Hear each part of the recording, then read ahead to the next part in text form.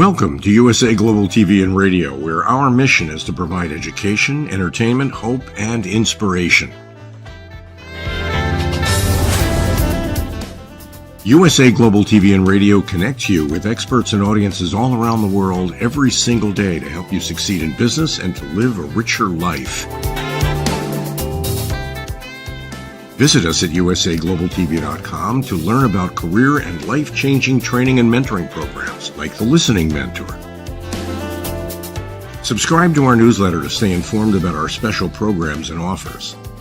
Discover how you can become a guest on one of our shows or a host or producer of a USA Global TV and Radio show of your very own. That's USA Global TV and Radio, where the doctor is always in.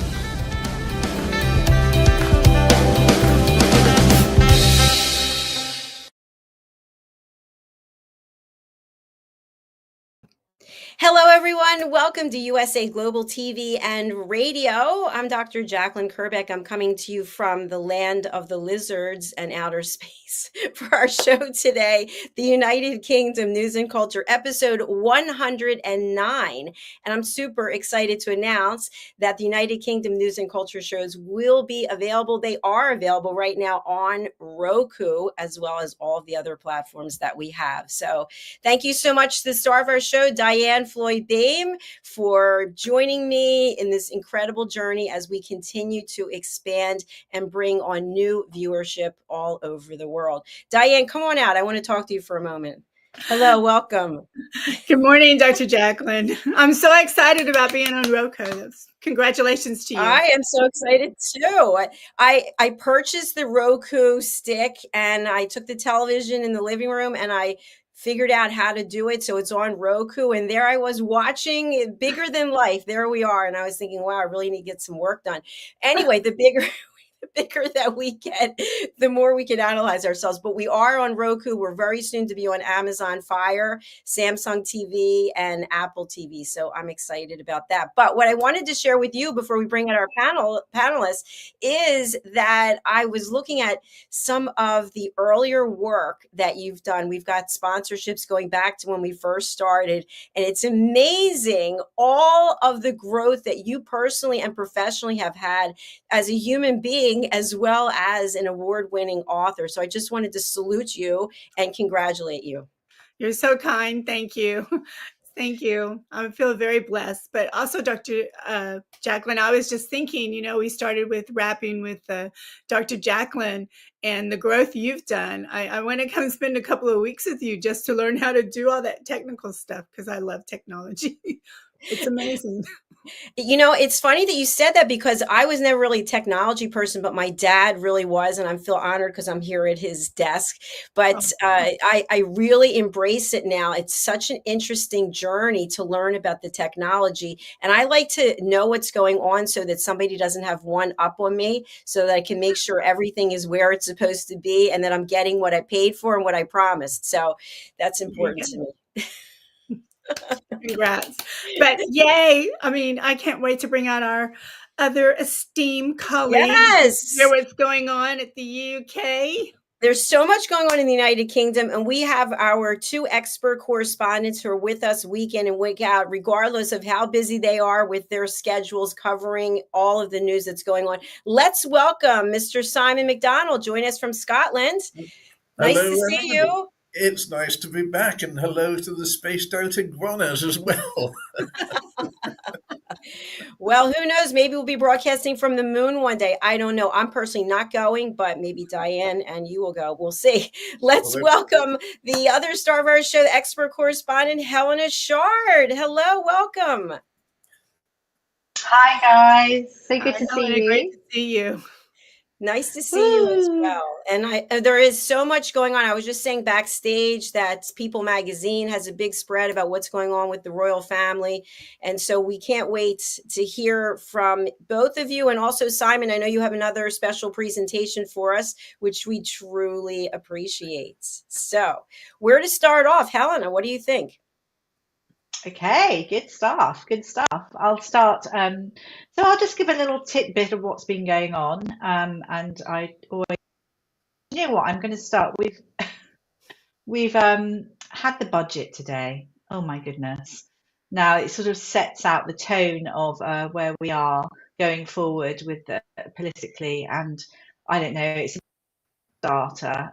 It was supposed to be a make or break situation, and the Conservatives, Tories have sort of, the one thing that they've said is that non-dom, so people that don't live here, obviously they have to be paying tax now. So they've stolen little bits of Labour, sort of saying it quite simply, and try to put that in the initiatives.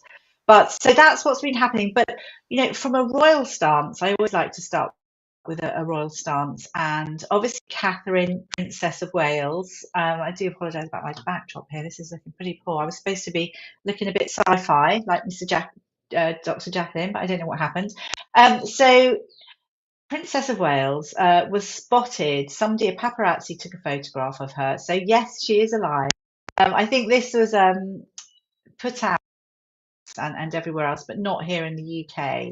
But even though that she's in the car with her mother with glasses on, and obviously I would imagine just on the school run, the conspiracy theories still continue. So I don't know what to think. We have Celebrity Big Brother here in the UK. I think you have that in the States as well.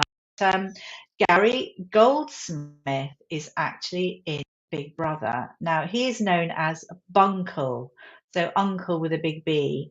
What that means is bad uncle. And Gary Goldsmith is Catherine, the Princess of Wales' uncle. So as you can imagine, there's a lot going on with the royal family and sickness and various things. And now he's in Big Brother. He seems very relaxed, and he's spinning stories and seems to be having a good time. I mean, it started, I think, was it last night? I'm not 100% into Big Brother, but I saw a little bit of it. And now, you know, they're asking lots of questions. I think he was given he's up for eviction for some strange reason. So you can imagine that every time he's up for eviction, because it's a game, I'm sure he'll start speaking about the royal family. What we did learn is that apparently it's very hard to get hold of Catherine, the Princess of Wales, but I imagine that she's probably trying to keep away, I'd imagine. So that's what's happening. Another thing as well is we have Trooping of the Colour. I absolutely love Trooping of the Colour. That's the official birthday parade for King Charles. And I believe it's June the 15th, I think, this year. But anyway, we have some like pre-runs, which is always good fun, like dress rehearsals, etc. And the Ministry of Defence, the MOD, have put something up saying that Catherine, the Princess of Wales, is going to be there on the final dress rehearsal on the 8th of June, where she'll be looking at the troops and speaking to the troops. But all of a sudden, you know, Kensington Palace have gone in and said, you've not had sign off from us, take it down from the website quickly. So that's happened. So that's put everyone into some kind of apoplexy. It's madness that's going on. Interesting in a way. It's good to see that there's communication of sorts. And we have International Women's Day that's coming up on Friday. I'm going to be having a breakfast with a wonderful group of women giving a talk on basically, you know, how well women are doing and talking about broadcasting and things. So I look forward to that. But also something corresponds with that. Dame Helen Mirren, she has been given her Barbie. Now Dame Helen Mirren is 78. Barbie has decided to make a doll because she is so brilliant, and I think it's the 65th year of Barbie. So it's great. And they've done this wonderful thing of her holding an Oscar, and she's wearing her Cannes kind of blue look. And she's saying it's one of the most exciting things that she's been given that kind of platform. I think she was the voice of something last year as well. But anyway, that's just a little bit of fun. And moving on from there, I have a few stories. So I've got a little bit of, you know, broadcast, a bit of history, a bit of things that are going on here in the UK. So I think that royal thing. Oh yeah, just to say as well, obviously Dame Helen Mirren, I think it's 2006 that she, was it 2009? I should know my facts, shouldn't I? Where she was given an Oscar for playing the Queen. and she was absolutely super. So again, I know the Oscars are coming up as well, so it's that correlation. I think moving on, and something as well, which I think should please you, Dr. Jacalyn, as well. So Rupert Murdoch, well, not please you, that's probably the wrong thing, but it just goes to show you're on the right track. Absolutely. So Rupert Murdoch is Talk TV, a very well-known station over here, is set to shut down, just the terrestrial channel. Now Rupert Murdoch is huge, and he was the one that really sold Sky in 2018, and I think he set up Talk TV almost to run aside it as a rivalry, but it didn't quite work out. They've lost a huge amount of money, and what they're doing now with the studios is they're shifting programs online, so the studios are now being repurposed, and they're going to do lots of video content for Talk TV's titles. So it's The Sun, Talk TV, Virgin Radio. There's lots of different platforms. And it will run through the website and obviously the News UK website, and that's Rupert Murdoch's platform, and apps, etc. So I think it's quite fascinating to hear that. Also, Piers Morgan was the biggest name, I think, on the channel. He actually has moved now, and he's going to be running his show, Piers Morgan, uncensored through YouTube. Quite a bit with GB News. They were a big, they were sort of rivalries, really. And so it's interesting to see how everything has gone. It's just a different world, isn't it? People want to just watch TV through their phones when they want to. And I think the thing that Piers Morgan said that was very interesting, that he was doing sort of quite antisocial hours in the evening when he knew that people weren't actually watching. And he thought, what's the point? So he's left, and he is doing his own show, and people will obviously just on their phones log in and watch him. So that's all very exciting. We'll see how that goes. One little thing that I thought, obviously we've got Mother's Day coming up, and it made me think. So chocolate now is going to become, it's already a luxury, I think, but it's going to become a huge luxury. And this is due to the cocoa beans that are grown in places like Ghana and the Ivory Coast being impacted, that they're sort of not so great. You haven't got it really good quality beans because of climate change, which is really sad. So obviously it's pushed the cocoa bean price up, and now chocolate's going to be hugely expensive. So that's something to watch out for. I think I am going to talk about, I would like to have a little bit of history, and I think we need some photographs. I do hope that you have some photographs, Dr. Jacalyn. So I'm going to talk about a once in a lifetime overnight stay at a 300-year-old library plus. Now, this is St Paul's Cathedral. St Paul's Cathedral is a wonderful place to visit here in the UK. I don't know if we have a photograph. We should have a photograph. But there's a library. It's to coincide with Book Day, which is coming up. Now, this is wonderful. This is in St Paul's Cathedral, this library, which obviously looks very rich and beautiful. And you can actually book to stay there on one night. No one has stayed in St Paul's Cathedral since the war, when I were in there sort of protecting St Paul's Cathedral. But you can actually book via Airbnb, which is very odd, on the 10th of March at 10 a.m. It just costs £7. So the lucky, although you pay a little bit, you'll be chosen to stay there on the 15th. Corresponds with Book Day, which is International Book Day, which is tomorrow. But I just think it would be a fascinating place to stay overnight. Absolutely fascinating. I think we have a picture slightly of St Paul's and the running over the walkway to St Paul's there, but you'll be given a tour of the cathedral.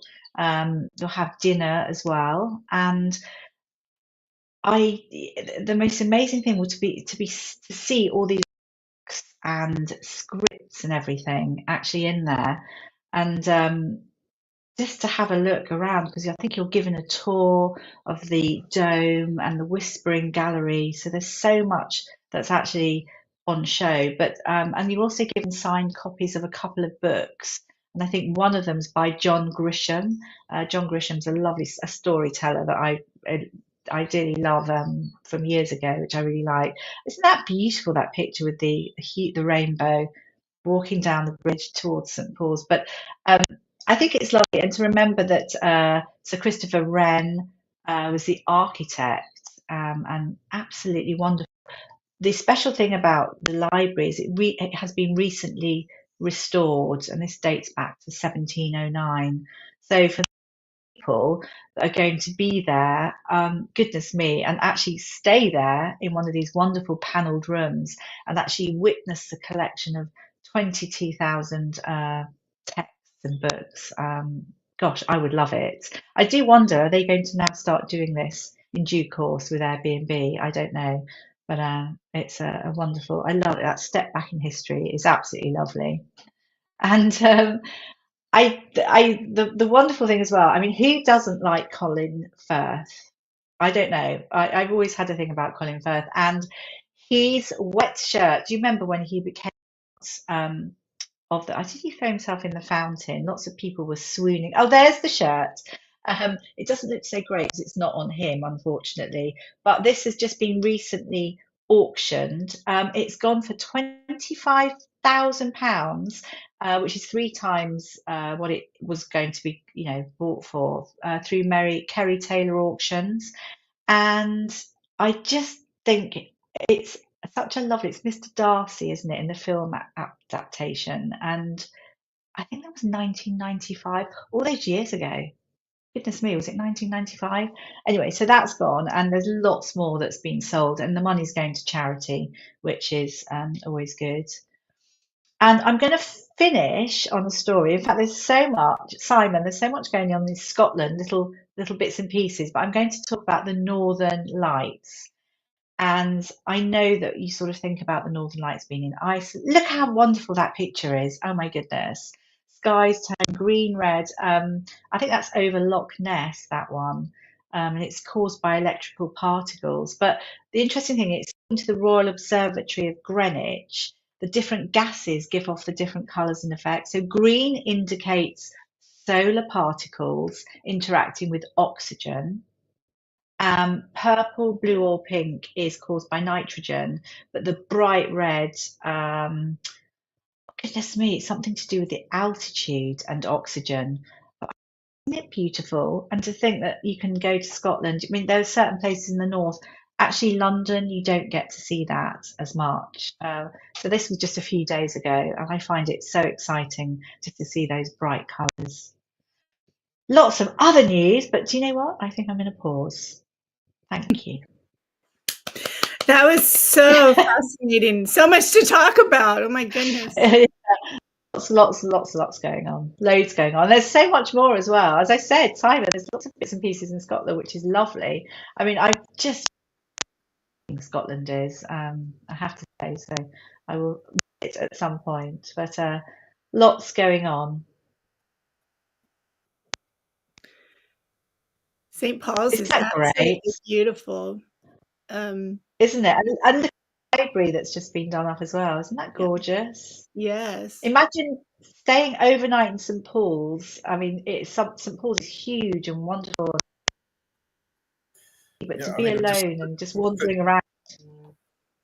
Just thinking there, I mean, if you're staying there overnight, would you get any sleep? Because you would actually be going through every book, or as many as you possibly could as well, just to see what there must be some absolute gems in amongst that. Absolutely. And I wonder what the oldest one is, like those have to be probably in a glass case. Yeah, I realized I was on mute. Sorry about that. I was saying at least you'd have to be there for at least a week. At least. I know. So you wouldn't sleep, would you? You definitely wouldn't sleep. Yes. An overnight and looking at everything. Yeah. And it's iguana free as well. That was brilliant. That was even the spaced out variety.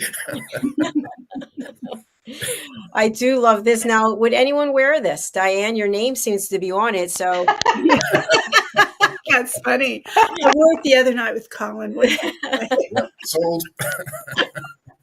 I've actually got a shirt very similar to that. It's called a ghillie shirt, which you wear with the kilt. The only thing is at the collar part, it laces up. But a very long tail. It's it's a traditional old Highland garment, basically, where you would sleep in it. You would live in this thing. It was almost like a tent, and it's an amazingly comfortable thing to wear as well. So it really reminds me of the shirt, the puffy shirt. It's not the same. It doesn't have all the puffy things from the Seinfeld episode. Did any of you see that? Jerry Seinfeld's puffy shirt. It reminds me of that. Anyway, it leaves an impression. I think at some point I used to have a very big, not quite the same, but then a very big belt and sort of like it was puffed over. I think it was a style. Mm-hmm. I think it must have been in the 80s. I don't know. Yeah, I think it was an 80s trend for sure, but it must be coming back. So, well, thank you, Helena. I think I just saw some news that there's been an update about where is Kate. So I don't know. Did anyone see that in the last few minutes? No. I haven't seen it. Where is Kate? But all I know is that we've been told she's been growing out her bangs. We've been told that she was going to go into Big Brother. I mean, it's so many conspiracy stories. It's got really silly here in the UK. But I don't know. Did you see what it said, Dr. Jacalyn? No, I didn't get to read it, but I did see something. So yeah. Well, who knows? Who knows? Who knows? We just wish everybody well. That's all. Exactly. And I thought it was very interesting that they're already practicing. Did you call it the trooping of the guards? What did you call it? Oh, the trooping of the colours. The trooping of the colour, and that's the official. Yeah, trooping of the colour, and they do rehearsals, and then they have like the final rehearsal, and because it's a very big deal, and quite interesting that the IOD had made that mistake. I don't know what's going on. I mean, but the thing is, by doing that, it's a bit like then everyone thinks, oh gosh, maybe Kate's really ill and we don't know about it. So again, what can I say? Conspiracy theories just continue. It's just you guys do such a beautiful job when y'all have your shows, and it's just so majestic. Oh, it is absolutely beautiful. Yeah. It's and if you want to go now, if you're not actually there as a broadcaster, you now have to buy tickets officially, which so it's changed hugely, because I think years and years ago you could almost just turn up and sort of camp for a few days and get yourself there, but it's changed now, which I suppose goes with the times. Yeah, so I look forward to that. There's lots of great events that are going to be coming up if everyone's well enough to attend them. We shall see. We shall see. I'll be there with my camera and reporting live. I love it. Well, spring is coming to y'all's country, so it's going to be breathtaking for sure with the colors. It is. Spring at the moment is, I mean, it's funny enough, it's quite cold, but spring has come early in a sense. All the flowers are out, but it's confusing, isn't it? It's all to do with climate change and various things. So I don't know what's happening. I just feel sorry for our bees. They're saying that next year, they're saying, especially here in the UK in the Royal Parks, they're going to do special planting and have plants actually come out a lot earlier, because the bees are coming out. They're flying around like mad, using their energy. Then there's nothing to eat. And each colony is something like 400 bees. Oh my goodness! And so if just that one bee is killed, and obviously that's all part of our. So it's so important to get it right. So that's something at the moment in the Royal Parks that they're working on. And I think it was up until a few days ago, people were, every time they saw a bee in any Royal Parks, there's 8 Royal Parks, people would take photographs and send it through to the main section, because everyone, basically they're then doing a percentage of where the bees normally go, and they're doing the new planting. I mean, it's amazing really when you think about, all the thought that goes into it. So necessary though, and we're here now. I mean, next year, time-wise, it could be that it's a lot earlier, and then of course, then a month later, there's like a big freeze and bizarre. But Yeah, and lovely to hear that there's this planting going on for the following year. Yeah, that's wonderful. And it's so important, for the world to take care of our bees. For sure. We've done a number of shows about bees with coexistence and sustainability and pet psychic omina. So do you know the safest time to be around bees? Do you know when it is? No. When they're swarming, because they're Doo-doo-doo. protecting the queen as they travel from one place to another.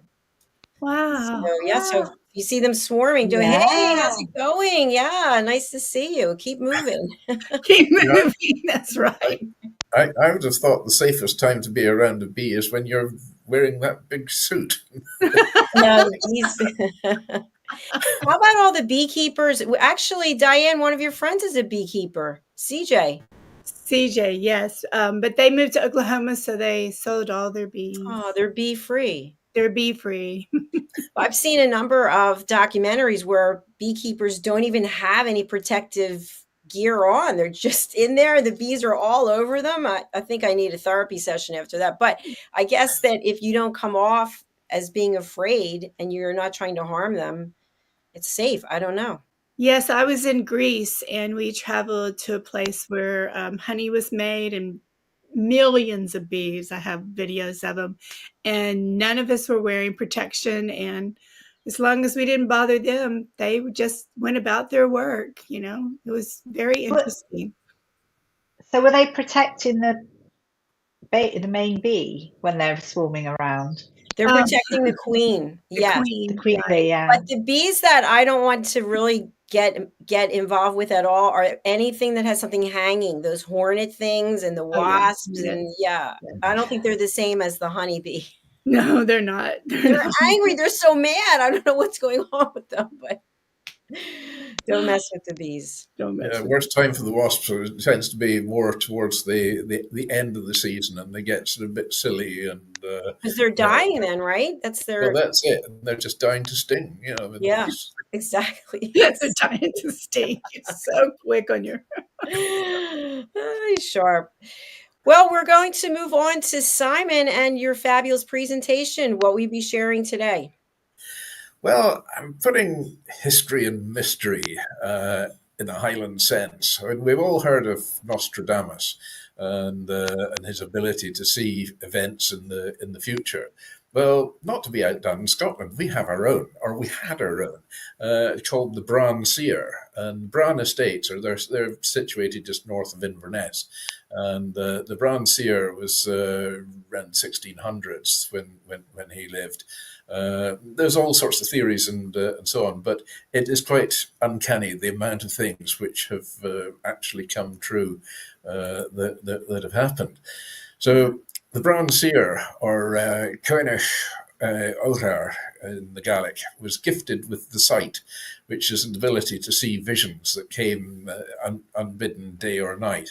His prophecies were so impressive that they're actually still quoted to this day. And many of them. Well, the second sight, or more correctly called the two sights, is the ability to see both this world and another world at the same time. The second sight has never been regarded as witchcraft in Scotland. It's seen more as a curse.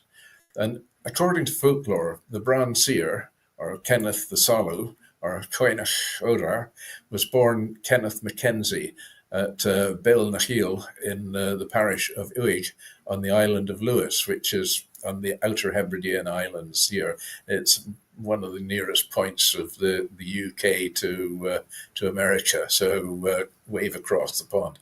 So this was about the beginning of the 17th century then when he was born. He lived at Lochussie near Dingwall in Rossshire, which is just north of Inverness on the northeast coast of the country. And he worked as a labourer on the Bran Estates, which is the seat of the Seaforth chieftains from somewhere around 1675. So, according to legend, it was through his mother that Kenneth the Sallow was given the sight. And at a graveyard one night, when ghosts were known to roam the earth, his mother encountered the ghost of a Danish princess on her way back to her grave. And in order to allow her to pass back into the grave, Kenneth's mother demanded that the princess should pay a tribute and asked that her son should be given the second sight. Well, the legend goes that later that day, Kenneth found a small stone with a hole in the middle through which he would look and see visions. And some of his prophetic visions that came true in the years following his death include, well, one, the Battle of Culloden in 1745, which 100 years later, which he uttered at the site that he got, and his words were recorded. O Drumossie, thy bleak moor shall, ere many generations have passed away, be stained with the best blood of the Highlands. Glad am I that I will not see the day, for it will be a fearful period. Heads will be lopped off by the score, and no mercy shall be shown or quarter given to on either side.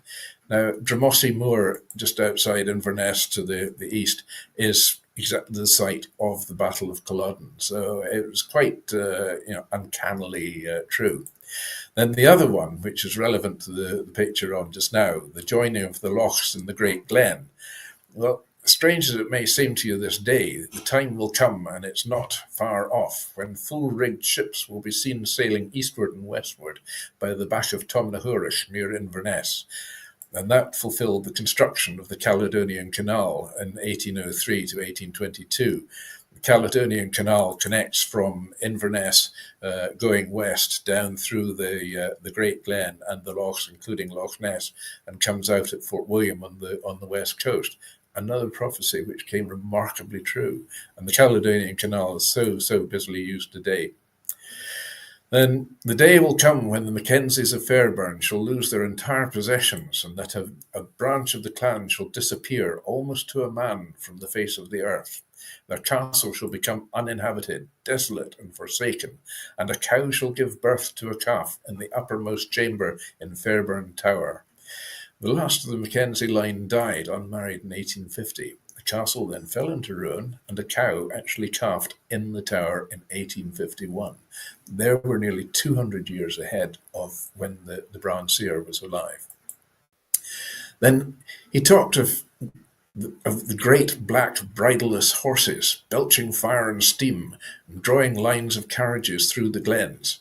Well, more than 200 years later came the steam engine, and the railways were built through the Highlands, towing their carriages behind, belching steam and fire. Then North Sea oil was also foretold. And in his foretelling of that one, he says, a black rain will bring riches to Aberdeen. Of course, Aberdeen today is the centre of our oil industry in Scotland. It's just incredibly uncanny how this chap was. So Coinachorder, he spoke of the day when Scotland would once again have its own parliament. This would only come, he said, when men could walk dry-shod from England to France. The opening of the Channel Tunnel was in 1994 and was followed a few years later by the opening of the first Scottish Parliament since 1707. Again, uncanny. Streams of fire and water, he said, would run beneath the streets of Inverness and into every house. Well, with that, for telling or seeing, it was actually gas and water pipes were laid down in the 19th century to every home in Inverness as well. Of course, in the days of the Brown Seer in the 1600s, that was unheard of. Then, pointing to a field far from seashore, loch or river, he said that a ship would anchor there one day. A village with 4 churches will get another spire, said Coinach, and a ship will come from the sky and moor at it. Well, this happened in 1932 when an airship made an emergency landing and was tied up to the spire of the new church. Then, sheep shall eat the men. During the Highland clearances, families were driven from the Highlands by landowners, and the land they farmed was given over to the grazing of sheep. So the sheep shall eat the men. Well, they were certainly eating the men's ground. At the height of his fame and powers, Orar made his most notorious prediction, which would ultimately cost him his life. Isabella, wife of the Earl of Seaforth, and said to be one of the ugliest women in Scotland, asked for his advice. She wanted news of her husband, who was on a visit to Paris. Orar reassured her that the Earl was in good health, but refused to elaborate any further. Well, this enraged Isabella, who demanded that he tell her everything, or she would have him killed. So Coinach told her that her husband was with another woman, fairer than herself, and he foretold the end of the Seaforth line, with the last heir being deaf and dumb. Francis Humberson Mackenzie, deaf and dumb from scarlet fever as a child, inherited the title in 1783, just over 100 years after the Bronze Seer had died. He had 4 children. They all died prematurely, and the line then came to an end. So Isabella was so incensed by all this that she had Connacht seized and thrown headfirst into a barrel of boiling tar. Not a happy ending. So whilst the legend of the Bronze Seer is well known in folklore, there's no documentation of Coinachora ever having existed in the Highlands during the 17th century, but there is in the 16th century. So parliamentary records from 1577 show that 2 writs were issued for the arrest of the principal enchanter, Coinachora. And this Coinach was reputedly a gypsy who supplied poison to a Catherine Ross, who wished to remove the rivals to the inheritance of her sons. She had already recruited some 26 witches who had failed. Well, the police were called, and the records show that while many of the witches were caught and burnt, what happened to Coinach remains a mystery. If he was caught, it's likely he too would have been burnt, which reflects the legend that he was burnt in a spiked tar barrel. There's a stone slab by the lighthouse at Charnery Point near Fortrose, and that's just on the other side of the Murray Firth from Inverness. And that is said to mark the spot where he died. The inscription reads, "This stone commemorates the legend of Coinach, better known as the Bronze Seer. Many of his prophecies were fulfilled, and tradition holds that his untimely death by burning in a tar followed his final prophecy of the doom of the House of Seaforth." Were these 2 different people, or were they the same? Could the life of the gypsy and the poisoner have been twisted into the story of the seer? Was the 16th century Coinach the grandfather of the Bronze Seer? Whatever the truth, the legend is well known and respected today. A Celtic stone, the Eagle Stone, stands in Struthpeffer in Rossshire, and the seer said that if the stone fell down 3 times, then Loch Ussy would flood the valley below so that ships could sail to Struthpeffer. Well, since then, the stone has actually fallen down twice, but it's now set in concrete, so it ain't going to fall again. So there is, we take it as hero or villain, one wonders. But the legend of the Bronze Seer go on and on and on. And he even actually predicted the Second World War, the beginning of the Second World War in 1939 as well. So remarkably accurate for somebody who was in the 15th or 16th century. That's amazing. Just totally, totally amazing. Isn't it? It's quite incredible. I really just, I really wonder about this. There have been a number of books written about the Bronze Seer, and a lot of people, in particular in that part of the world, quote numerous prophecies that the Bronze Seer came out with. I think there's about 10 or 12 which he's particularly famous for, and those which I've read out today are some of them. I mean, for seeing a ship coming in far from land, far from sea, and of course airships that came and it was tethered to the spire. So yeah, it's quite strange, but a lot of people in the Highlands and particularly in the islands have great belief in the second sight. And I remember when I had my food smoking business in Glenelg, west of Lochaber, I had one of the girls who worked for me, Ishi Sutherland. She was an incredible person who could tell many tales, and her mother was just a legend in her own lifetime.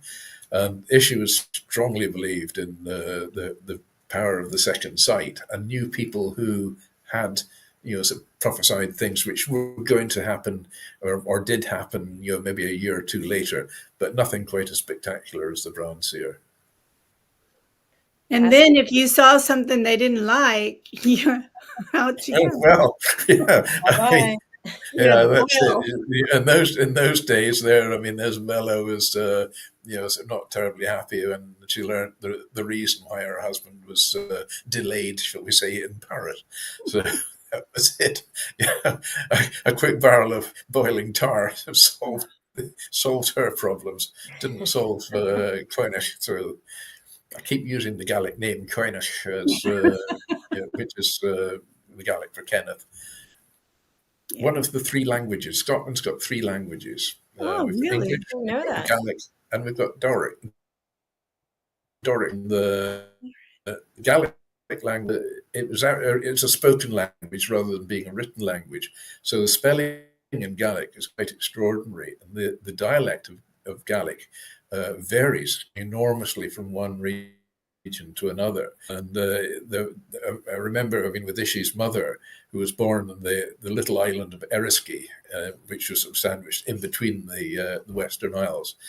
Well, the neighbouring island of North Uist, which is actually now connected with a causeway, but was only about half away from Eriskay. Well, Ishi's mother spoke the Gaelic, she was a native Gaelic speaker, couldn't understand the Gaelic was spoken half a mile away in North Uist. So totally different. People didn't travel as far then either. Yeah, that's We true. need to have you do an episode about the languages there. That would be very interesting. Very interesting. It would be, yes. Pronunciation is quite difficult. And I apologise to the Gaelic viewers who will be looking in today at this as well if I got the Gaelic pronunciation of Coinish wrong. Probably totally wrong. I can't even say that. Can't say it slowly. Kennicala?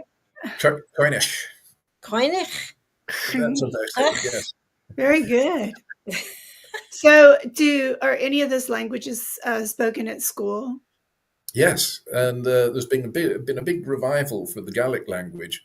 There are now what we call Gaelic medium schools, which is primary schools, which are is total Gaelic, and you get English-speaking kids who go into there, but they have to pick the language up pretty quickly, and they do. The only thing is when they go on from there onto high school, then they've almost got to go back to the beginning and learn all over again because they're so immersed in Gaelic. They've missed the English-speaking curriculum, which is the mainstream education. So it does knock them back a little bit. But it's nice to see that these languages are still alive and still flourish. And it's like in Wales as well. I mean, Welsh. That's what I was going to say. As I read, Wales was doing that. Well, that's it. I mean, in Wales, we even on the road markings, when you come up to a junction, the road, and it says slow, well, it also says araf as well, which somebody once described to me, sort of, araf, oh no, it doesn't mean slow. It means, watch out, the arafs are a funny little animal that run across the road in front of you, slow down. And I thought it meant the turtles were crossing. Probably distantly related to the iguanas. There's this show called Resident Alien, and I was always wondering where the star, the alien, was getting his language from. My name is. I think I now know where he was getting. He's been to the West Highlands, yes. But it's a very, very melodic language, the Gaelic. It's it's quite a restful language when you hear it spoken. And it's the spelling of it, though, is a complete mystery to me, a total mystery. And it is a very difficult language to learn. But if you're going to school, you're sort of 5 years old, 6 years old, whatever, going to school, and you get totally immersed in it. I mean, at that age, they pick languages up so easily. But I do remember one instance, an interesting tale when the very first. The Gaelic medium school was being proposed, and I was at the meeting for it, and the Gaelic language was being really pushed hard by a local councillor, a Dr. Michael Foxley, who spoke with quite a Yorkshire English accent, and he was professing, oh no, the Gaelic language had to be, had to be revived and promoted. So he actually arranged that if you come into the Highlands of Scotland, all the road signs or all the street signs are all bilingual in English and Gaelic. So he stood up and he was really pushing the point. Well, this meeting was in a village which is predominantly native Gaelic speakers. So after he made his point, he said, well, are there any questions? And the chap who was sitting next to me, who was, again, native Gaelic speaker and quite a character as well, stood up and addressed Dr. Foxley in the Gaelic. And Michael Foxley stood on the stage and he said, "Oh dear," and he said, fumbled a bit. He said, "I'm sorry, I don't actually speak Gaelic." I mean, the whole house just descended into the absolute fits of laughter, and that's the meeting ended very quickly after. It was a bit back to the drawing board, and so on. I love it. That's great. But you made a really good point that I started thinking about. If someone didn't understand someone that was only 20 miles away, it really explains why there were so many fights going on way back then, because nobody could communicate, right? Yes, or half a mile away. Yes. Yeah. I mean, to give you an idea, I mean, I remember when I first moved to Glenouig, again, it was very much an area immersed in the Gaelic language and the Gaelic culture, and really still is to this day. And there was the neighbouring sort of village or hamlet of Smirrissery was about half a mile, 3/4 of a mile walk from the village of Glenouig. Now, when I say village, the population of Glenouig was about 23 people. And the population of Smirrissery at that time, it's now a deserted village, but it was probably about 40 or 50 people. And there was the local postmistress in Glenouig was wanting to get married to somebody from Smirrissery. And it was predominantly a Catholic area at that time, and the local priest refused to carry out this marriage. He says, "Because your fiancé lives so far away." Oh, wow. So that was it. So old Jeannie never got married in her life at all after that. And that's so sad. It really was quite sad, but she was perfectly happy, and that was that. And Ronnie went off to sea during the war and never came back, and so that was the end of that. But no, the priest refused because they lived so far apart. Really strange, yeah. I wanted to go back to something that you said about understanding. Yesterday, Roland Friedel and I did a show about how our listening skills are impacted when we don't understand something. And many times people won't even let you know they don't understand. They're just nodding, and then they're just completely lost. They're not listening to anything you're saying because they don't understand it. And that's how there's a lot of disagreements, because people don't want to say, "Hey, can you help me out? Because I don't understand." But I also wanted to say I really appreciate the two of you looking over my shoulder and keeping me safe on the show. Thank you. Yeah, we've got to keep an eye on you. I don't know what happened to Helena, but she's left us. So thank you, Helena, for being here today. Any special announcements that you have? Anything coming up? Well, yes, on this day, of course. Then I mean, this one's going to hit home to you, Diane, as well, because on this day in 1836, the Battle of the Alamo, after 13 days of fighting, somewhere between 1,500 and 3,000 Mexican soldiers overwhelmed the Texan defenders, killing around about 200 of the Texans, including William Travis, Jim Bowie, of course, was famous for the Bowie knife, and Davy Crockett as well, king of the Welsh frontier. Then in 1869, Dmitry Mendeleev presents the first periodic table of the elements to the Russian Chemical Society. So that changed all our chemists about a bit. For birthdays, in 1475, the Italian sculptor, painter, architect, and poet Michelangelo first did the painting in the Sistine Chapel, and he was born in Caprese in Tuscany. In 1906, Louis Costello, actor. Sorry, this is the birthdays. Yes, right. That's it. Yeah. Start again. 1906. Lou Costello, the American comedian and actor of the Abbott Costello Show fame, was born. I mean, that guy was a legend, a total legend. Abbott Costello. We all remember them well. So for the deaths, well, here we go. In 1836, of course, Davy Crockett, the American frontiersman, adventurer, and politician, was killed at the Alamo, aged 49. Then in 2016, Nancy Reagan, who was the U.S. First Lady and wife of Ronald Reagan, U.S. President, she passed away, aged 94. So there we have today's events. There you go. Thank you, Those are Simon. great. Yeah. And we Texans just celebrated our independence on Saturday. So Yeah. Hey. And Diane, you're there in the Story Garden. What's happening? just a lot of magic, a lot of writing. Anything you want to share with us, or is it all top secret?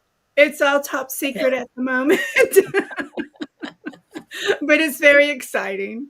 I feel very blessed. Good. I'm happy for you. That's Thank wonderful. you. And because of what you shared earlier, I think that Lady Ella will be meeting with the iguanas. I think something's going to be happening there. So thank you. Oh, well, good.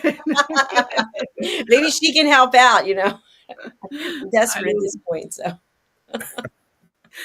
Well, also our next show is coming up, Global Social Entrepreneurs. And if you haven't heard the announcement, Anne Scotland is going to be taking us on a completely different adventure. She's launching a brand new show, and I think it's later this month. So she's actually going to teach people how to do world-class podcasting. So stay tuned for that. I don't know what she's an announcement today right after this. And then the Royally Rich Lifestyle Show, which Diane, are you on this week or you were on last week? Last week. Okay, maybe you're on this week too. I don't know. So I don't know. no, so last week is this week, I think, right? You just did it last week? Yes, but it was live. So it'll be on here on today. Oh, okay. Yeah. All right. Yeah. So Yay. it'll be on here. It's I'll on watch E360 TV. Exactly. So you can watch it. So that's fun. You'll see it over on our YouTube channel, Facebook, LinkedIn, et cetera, et cetera. So If you're in, congratulations again on the announcement for our show. for Roku, thank you. Yes. In Yeah. fact, right now we have starting with episode 59. So we're going to keep building. It takes time. We have people who are, it's not live streamed. It's interesting. It's a different process, which I don't want to bore us on air. So anyway, but this will definitely be there as well. So thank you, Diane. Thank you, Simon. Thank you, Helena. It was another fabulous episode, and we're going to sign off. Anything you want to leave our viewers and listeners with today, Diane? Always be kind and try to bring joy to the people you're around. Beautiful. Simon? good, better, best. Never let it rest till your good is better and your better's best. Oh, I love it. I love it. And for me, I'm just going to say, don't judge a book by a cover. And I had somebody judge me earlier this week and then came up and said, wow, I really judged you and I was completely wrong. And they thought I was too old to be teaching fitness classes. So bad. So anyway, we never know. So don't judge someone, because you could make a fool of yourself as well as hurt somebody else's feelings. So have them on the show live and give them a hard time. Sounds like a good idea. But please do stay tuned for Global Social Entrepreneurs in Anne Scotland, followed by the Royally Rich Lifestyle Show. All right, everyone. We'll see you again soon. Bye for now. Bye. Bye.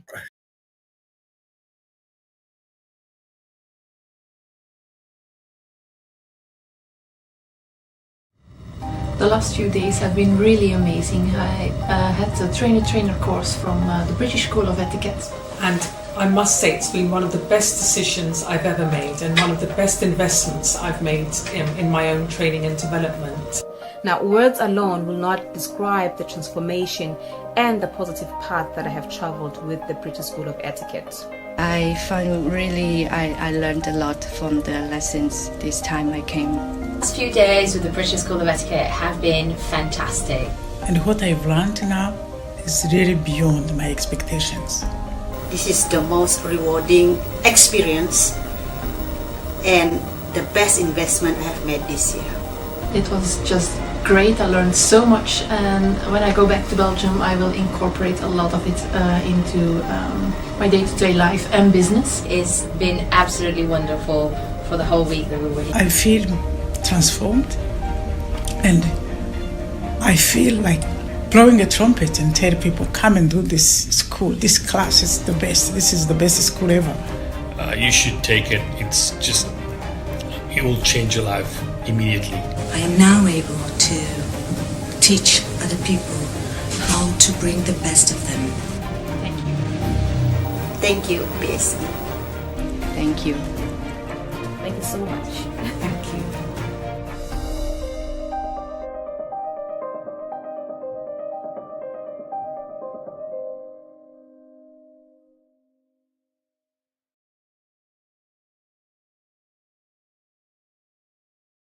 Fostering better personal and professional relationships. Module 8, Mastery in Dining Etiquette. Building your confidence to perfect the subtleties of dining with finesse, enhancing your social savviness at any table.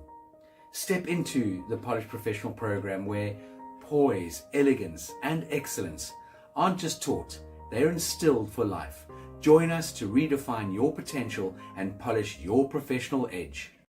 To learn more, go to thebritishschoolofexcellence.com. The British School of Excellence are investors in people. Let us invest in you.